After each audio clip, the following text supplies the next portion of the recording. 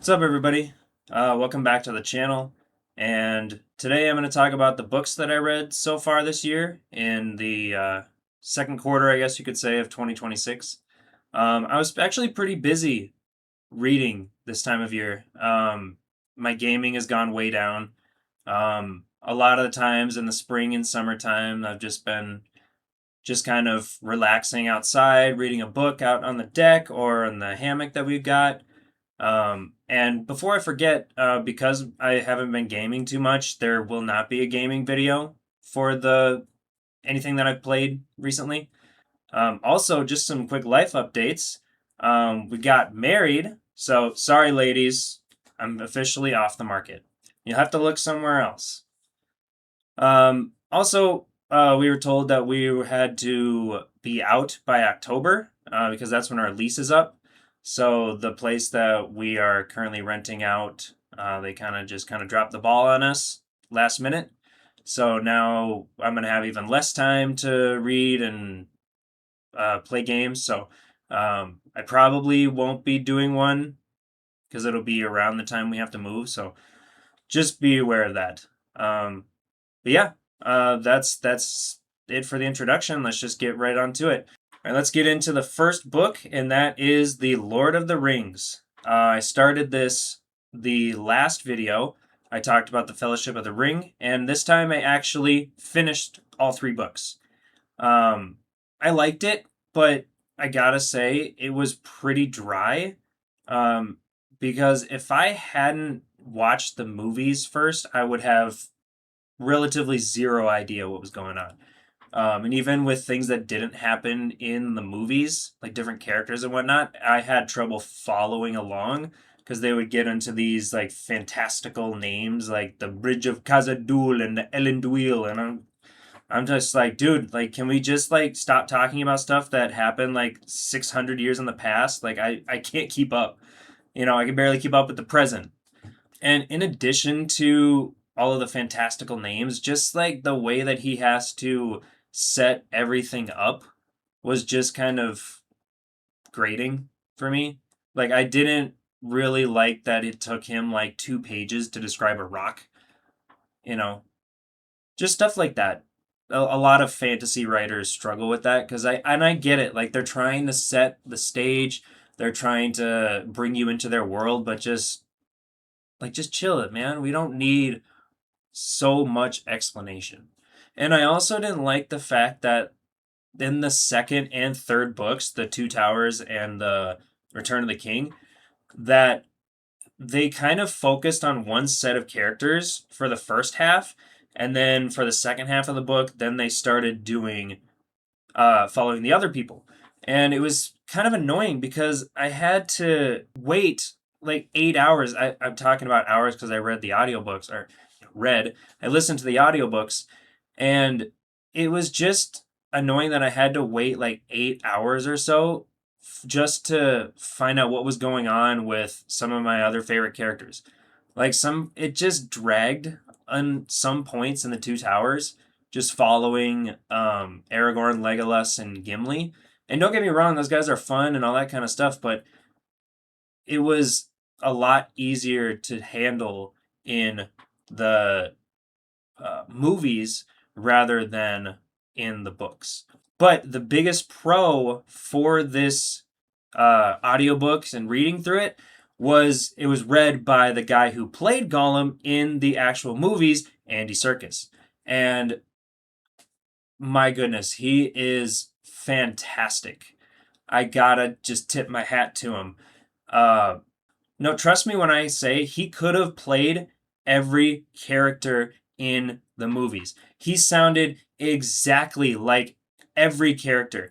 Like, I don't know if I can even play a clip because I think it's just, I mean, it's on Spotify and Audible and all that kind of stuff. I'll see if I can pull up a clip of him talking like Gollum, but then also one of my favorite characters, Treebeard, as well. He's really flushed out a lot more in the books, and I absolutely love that. I really think that they did Treebeard kind of dirty by just not really going into his backstory. Not his backstory, but like his life and like the life among the Ents. Like in the movies, like he and the other Ents decide to go to war after just dragging it out and just making it, oh, he, they talk so slow because they're big giant trees, ha ha ha, he. And like, oh, we just got through discussing it and you realize that you're not orcs or whatever. And that takes like 10 minutes. I'm like, dude, in the book, they have one discussion. It's like 20 minutes real time and they decide to go to war because you know why? Because their home is being destroyed. Who would have thought that people would have wanted to go to war really soon, really quickly, and try to help beat the bad guys that are destroying their homes? Who would have thought? But that's not the only thing that they changed in the movies. I actually have a list of a few of the biggest ones for me. I already mentioned in the previous video, but for those that haven't watched it, in the Fellowship of the Ring, Frodo doesn't leave right away. He sits there in the Shire for what was it, like 12 years? And he turns 50 years old, and then he decides that he's going to go on this quest. And not because he wanted to, but because Gandalf came up and was like, yo, dude, like, what happened? I thought you destroyed it. Like, he's still really strong and whatnot. I don't understand. And he's like, oh yeah, I've just been chilling, you know, just writing my books and writing whatever, finishing Bilbo's stories or whatever he's doing. And then he goes on his quest. I don't remember how long it takes him. Some hardcore fans could probably tell me that in the comments, but I think it's like 8 months or something. So like he's a master procrastinator. And I mean, I get the allure of the ring. It's really powerful and whatnot, but I mean, Frodo and I would get along. I'm a master procrastinator. That's why it took forever for me to release this video. And yeah, my hair is just awful. So, like I said last video, I'm trying to grow it out. Just be patient. I know it's ugly. But anyways, back to the Shire here. Another thing that was actually pretty huge is that Frodo isn't seen by Sauron when he puts on the ring. You know, he goes and puts it on, and then all of a sudden in the movies, you know, he's in like the Shadowland, which is true. But then all of a sudden the Eye of Sauron comes in and he's like, I see you, and whatever, and it like freaks him out, you know, of course. And it just kind of blows my mind that this like was stayed in the movie, you know? Like it's kind of a huge thing. It's a huge point in the plot where that the reason that they have to keep moving is because he's being seen every time he puts it on. That's why he avoids putting it on. But in the books, it just he puts it on more frequently and he's just like Sauron has no idea where he is. He has no idea. He actually thinks that another hobbit, Pippin, my favorite hobbit, by the way, is the one that has it because he looked through the crystal ball from Saruman when they defeated him. And fun fact, Saruman, as those who have watched the movies, was played by Christopher Lee. And actually, Christopher Lee auditioned for the role of Dumbledore in Harry Potter as well. But because they were both British studios, they're like, you know, you're in you can't be in two big franchises at one time. And the guy also was like, you know, you're playing an evil guy over here. We don't want you to be confused over here. Which, that point, I kind of understand. But I feel like Christopher Lee would have been amazing for that role.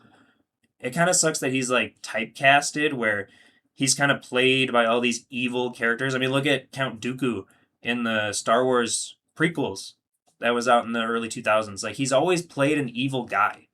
And I don't know what it is. Maybe it's just the look on his face. I don't know. But you should go check out this guy's life. Like, the more I look into him, like, the cooler he becomes. He's literally in World War II. He did something cool. I can't remember what he did, but he did something that was really important. Comes back, starts a film career. He does all of his stuff, does some of the greatest acting of all time, and then he goes and writes a metal Christmas album at the age of 90. Like, you can't get any cooler than that, man. This guy is amazing. Like, you have to check him out. But yeah, you gotta check him out. Guy had one of the craziest life stories of all time. Like, he literally accomplished every side quest he could possibly achieve. But anyways, we're I get so distracted very easily. So yeah, so the Ents are good. Frodo doesn't get seen when he puts on the ring, which is really helpful to the good guys.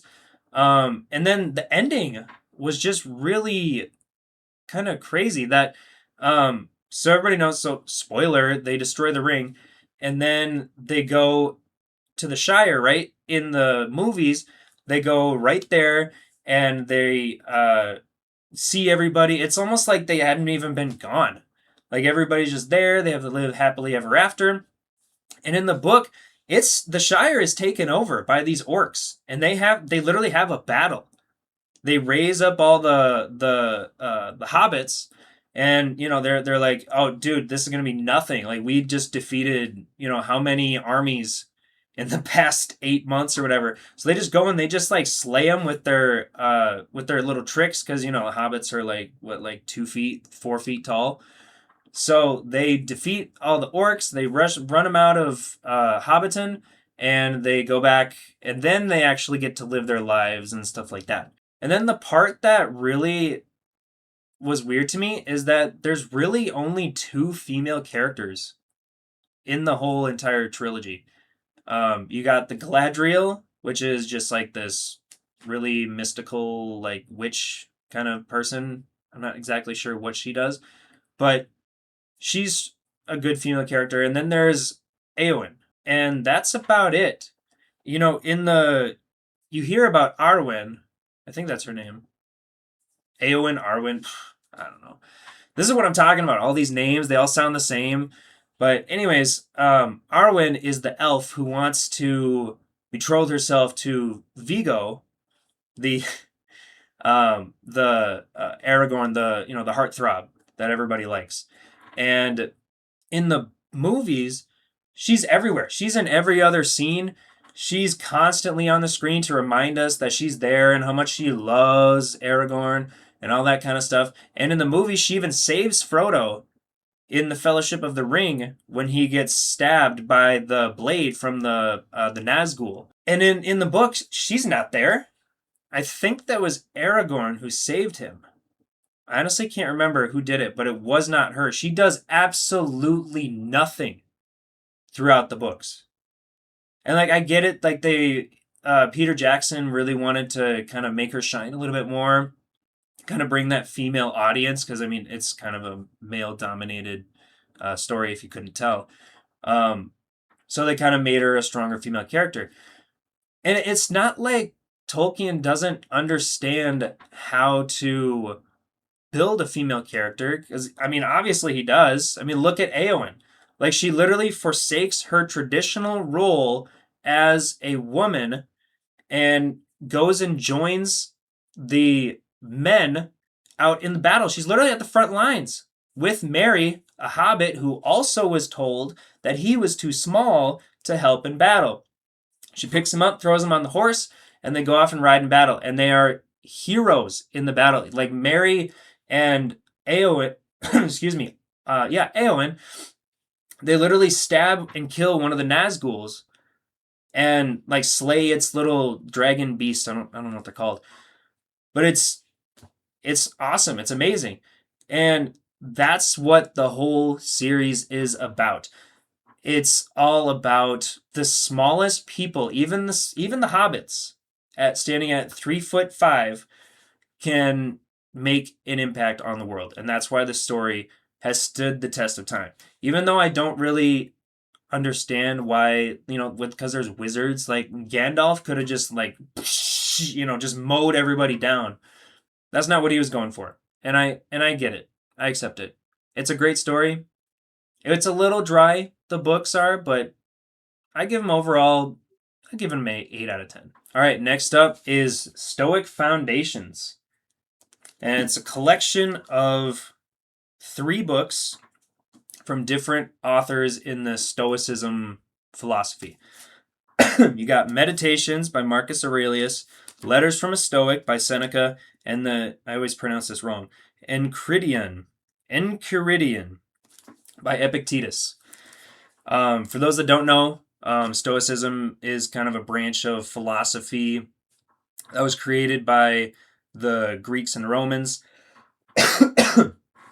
in like 300 BC, and it emphasizes logic, reason, really being a good person, and self improvement. And you guys already know me, I'm all about that. I do recommend people read things on Stoicism or watch some YouTube videos because it is really fantastic ancient advice that people have largely just forgotten about. So, yeah, I give it about an 8 out of 10. Solid stuff. All right, next up is The Four Agreements by Don Miguel Ruiz. And it's a shorter book. It's still got some good stuff in it. I got this at like a thrift store for like $2. So I was like, yeah, why not? Sounds good. And it's actually a pretty good book. There's just 4 agreements to have with yourself. I wrote them down here. The first is to be impeccable with your word. And it just means that you have to mean what you say and say what you mean. There's something to be said about keeping promises, not only to others, but to yourself. Because if you're a person that says, I'm going to do this when I get home, and then you just sit there and veg and watch TV or something like that, that's doing yourself a disservice. And you start to have this feeling like you can't follow through on things. It goes against your confidence as a person to not go through with what you mean. The second agreement is to not take anything personally. And it's really about not letting things bother you. Because especially like at work or with people on the street, people that don't know you are going to say, "Oh, you look weird in your hat," or something like that, or like people are going to make fun of you. People are going to say mean things to you. And a lot of the times it's a reflection on how they are feeling, not about you. Like if somebody says something mean to me, I'll usually assume, oh, they're probably having a bad day. Like I'm not gonna take it back on them. Like I'm not gonna take it to heart. Somebody flips you off in traffic. It's like, am I really that bad, or is somebody just having a bad day and they're taking all their frustrations out from their workday and taking it out on traffic? Now, this doesn't mean that you shouldn't take criticism, because you absolutely should, but it's to not let like little things bother you. The number 3 agreement is to not make assumptions. And this is huge because we always assume things are going to go a certain way. Like you assume that this person is going to want to do this, especially if you don't say anything and you just assume that somebody is going to want to do what you want to do. That's not a recipe for success. So always get out there, do what you want. And that brings us into the 4th agreement, which is always do your best. No matter what you do, try the hardest that you can to do it as good as you can do it. Nobody's perfect. That's the big thing that stops people from trying to achieve something. Like me, for example, I still don't have the best camera setup. I don't have the best scripts. I'm still learning. Like I have all these guitars out here. I want to be better, but I always say, oh, my guitar is not that good. It's a cheaper brand. I need to practice more. I need to, work on this, work on that. And all in my head, I have all these things. I never get the chance to actually do what I want to do. So it's just like anything in life. You're never going to be 100% ready. So just do your best. It's not going to be perfect. And that's okay. Like just like Bob Ross says, we don't make mistakes. We make happy accidents. And that's okay. Now look at me. I'm fumbling around with my words right now. Do I care? No, because I'm just doing my best. And that's all I got to say for you. And it's a great book. I like it. I'll give it 7 out of 10. All right, now we're getting into another like fantasy series or whatever. And just a quick disclaimer, if you follow my channel, you should know that I got really into Avatar: The Last Airbender this past year. I watched it for the 2nd time as an adult, and it's still one of the greatest shows of all time. So I made a video about it on my channel, and if you didn't watch it, go watch it. And if you did watch it and you still didn't watch the anime, what are you doing? You need to get out there and watch it. It's one of the greatest shows of all time. And then I found out while getting all these different, videos on social medias and all that kind of stuff, just looking at it a little deeper, I found out that they actually wrote comic books and young adult novels. Now, just keep in mind that these are written for kids and teens, so try not to make fun of me. You know what? Make fun of me. I don't care. Like, people like young adult novels and stuff like that all the time. I mean, look at Twilight, Hunger Games, The Maze Runner, Harry Potter, for crying out loud. So many others that are just beloved by everyone. So, you know what? Make fun of me if you want, but I'm just going to go and do me. Just like what you like. Who cares? All right, starting it off with Avatar: The Promise. This is a 3-part comic that came out around 2012 or so. So the series was supposed to have a 4th season, but instead they focused on the 2010 M. Night Shyamalan live action. And, just to be nice, it wasn't good. So that tanked, and then they didn't really have any interest in going back to the animated series. They instead started to write these, and they also started working on the sequel, The Legend of Korra. But anyways, they always wanted to focus on Aang after he does his thing. Spoilers, he defeats the bad guy. And they wanted to focus on the rest of Aang's life, but they never really got around to it, so they just did the comic books.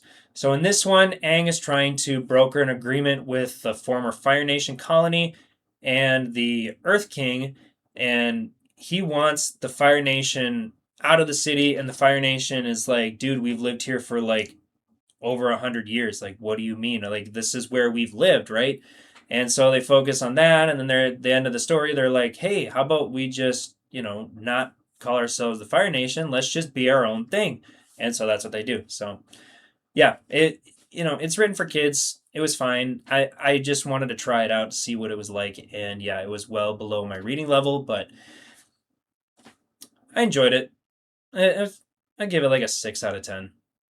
But we're going to go to our next entry, and this one is a lot more mature. I found, where are my actual books? I don't know, but I got one right here just waiting for the video, and that is The Rise of Kyoshi, and the second book, The Shadow of Kyoshi. So Korra is the avatar after Aang, and Kyoshi is 2 avatars before Aang. And in between, there's Avatar Roku. And I actually have his books somewhere around here. So I'm going to start reading that during the summer. But yeah, it's a great book. Now, Kyoshi has a pretty sad origin story. She was abandoned by her criminal parents in the slums of the Earth Kingdom. And for the longest time, because the Earth Kingdom is so huge, they actually didn't know who the Avatar was.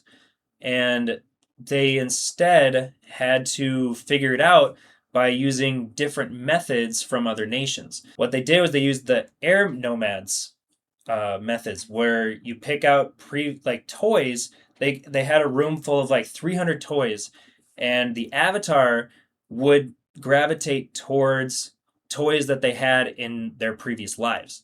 And Kyoshi got one, and then they're like, okay, yeah, good job. But because she was raised on the streets, she thought it was a trap, and she just booked it.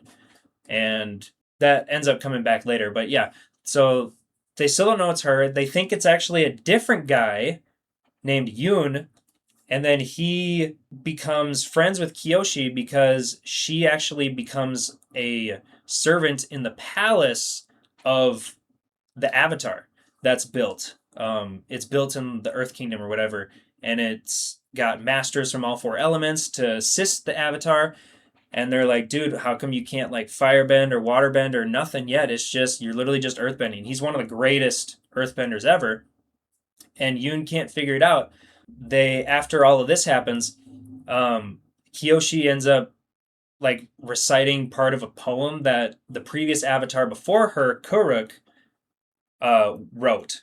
So then they're like, hey, she might be it. So then they brought him to like a spirit creature, and they're like, yo, it's Kyoshi. And then he goes and just devours Yoon, and then Yoon becomes the enemy because he is kind of like half possessed, and the dude is like, okay, I'm gonna get revenge on all these people that told me it wasn't I was the true avatar and all that kind of stuff, and it's action packed. It's awesome. I really enjoyed it. Let's see if there's anything else. After Yoon is using his destruction and all that kind of stuff, and Kyoshi's like being actually trained and whatnot, she wrestles with the idea of what to do with Yoon because that's her friend. She doesn't want to kill him or anything. So she ends up uh, meditating, and the avatars, when they meditate, they can meditate with their past lives and communicate with them, right? So she goes through with Kuruk, and he doesn't really help too much. So then she ends up going back to Yang Chen, who is the air nomad, a full cycle before Aang, and she drops the truth bomb right here. Let's see. Let's see. Here we go. My first advice to you, Kyoshi: there's 1,000 generations in the Avatar cycle. You could spend 1,000 years talking to us, and you still wouldn't know how to best guide the world.